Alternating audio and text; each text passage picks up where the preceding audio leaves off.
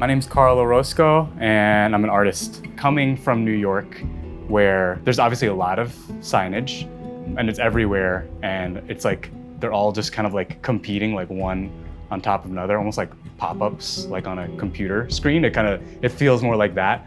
In Albuquerque, especially at that time when people weren't necessarily out, 2020, 2022, I would just see a lot of these signs. And they would kind of evoke this melancholy feeling that this place that used to be here that I will never know has passed. That was hard at the time to like kind of feel like this communal loss happening like across New Mexico. And at some point I started to kind of change my framework around that. It became less about the death of what it once was and more about the object itself being in this liminal space, in this transitory state towards another life and towards rebirth. I would just take photos on my phone. I wanted like to tie this connection of like death and rebirth to like the climate of the desert. So that was something that was important. It was like kind of keeping it here. And then every time I would photograph a sign, I would then document it in this book here.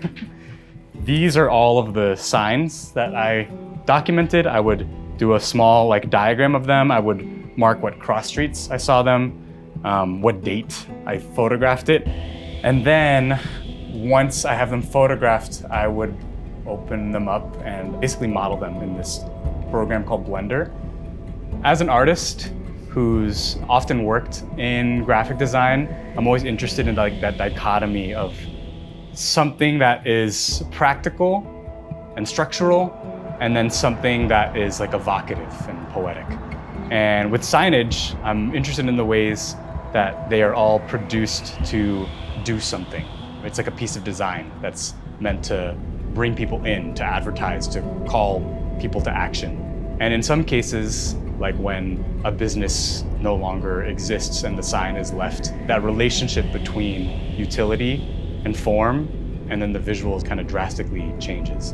And in a lot of my work, I'm interested in the ways like things that were designed to be something, when they're kind of taken out of context or are used for a different purpose, I don't know, art happens. Art can come out of function.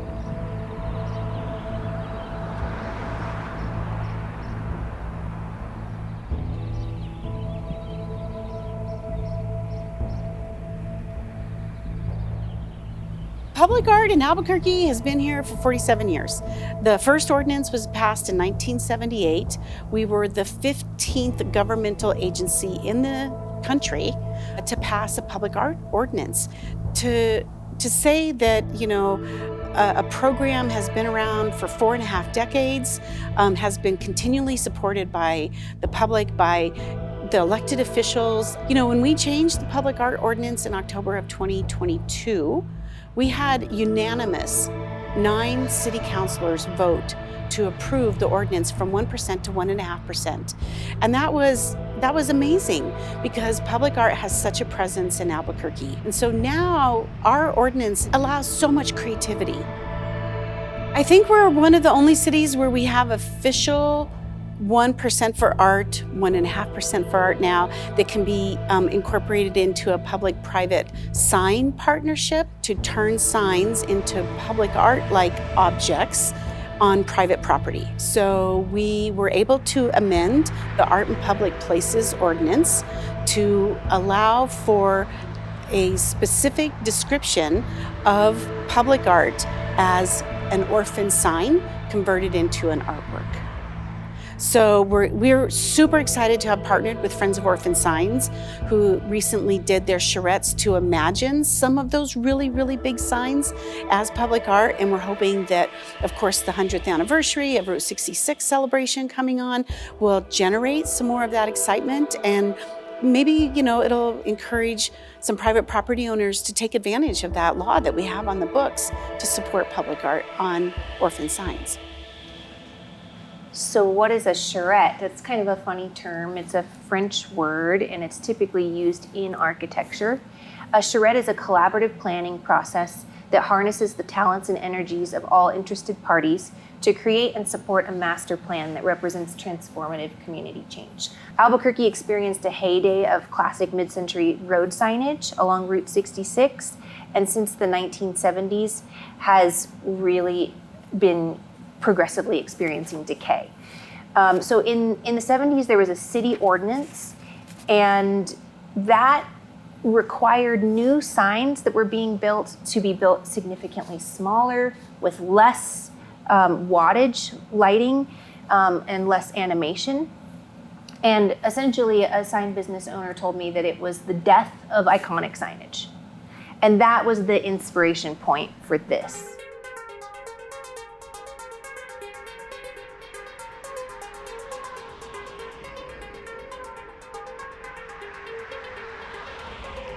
What Friends of the Orphan Signs does is we adopt signs that are on empty lots, and we work with local community members to create artwork to go in those signs. My name is MK, and I got involved with the organization by a good friend of mine who had been working with Orphan Signs. They sent me the posting, and we'd been writing poetry together, and I thought I'd be a good fit for it, so I applied through that. To start the process, I worked with the Albuquerque Museum and looked through their archive. I was particularly interested in looking at Black folks from this area, and so that's really how I got into that moment there. There's a lot of imagery of like churches and like people in choirs, things like the one behind me. And I was really interested in the idea of church, and that's like most of the history that I know around Arno and South Broadway, of like that being a historic Black community. And I've always like wanted to know more about that community. And so being able to have imagery and also talking to people in that community really kind of brought this into this project. The signs live in the community. And so it's extremely important that they are representative of the people that live there, because they are living with those signs. And they've been living with those empty signs, whether they notice them or not. The great thing about putting art into them is that suddenly they become visible. Suddenly people are paying attention. My name is Mira Bader. I am a Palestinian Tlingit artist here in Albuquerque. I moved here about 2 years ago. Over the summer, I got to work with some newcomer refugee students that Lindsey invited me to come teach at over a period of 6 weeks. And this sign was primarily made with monotype prints. The kids fell in love with that process. We used trace monotype.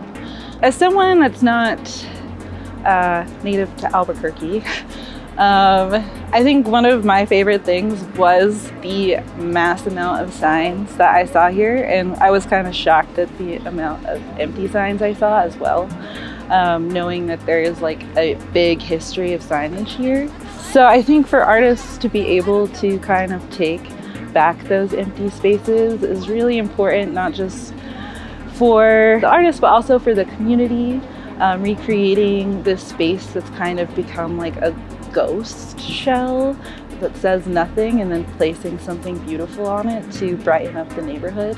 Creating signs is really special because you are gifting something to strangers. Let's go. Let's sit for the group picture. Group picture. One of the reasons I really love working with youth for these is that youth are not very positively advertised on billboard spaces. And by working with these local youth, I think it really gives them a sense of ownership over their neighborhood. And it inspires them to aspire to really commit to the place that they live. These signs are definitely beacons of empowerment. They've been sitting empty for so long, and they're dilapidated and they're deteriorating. And that's something that people are looking at every day. They're driving by it. And when we come in and maybe paint the sign, add some vinyl, beautiful banner artwork, put text up on the sign, suddenly there is an engagement with beauty and with something that touches a person's heart. And that truly is transformative.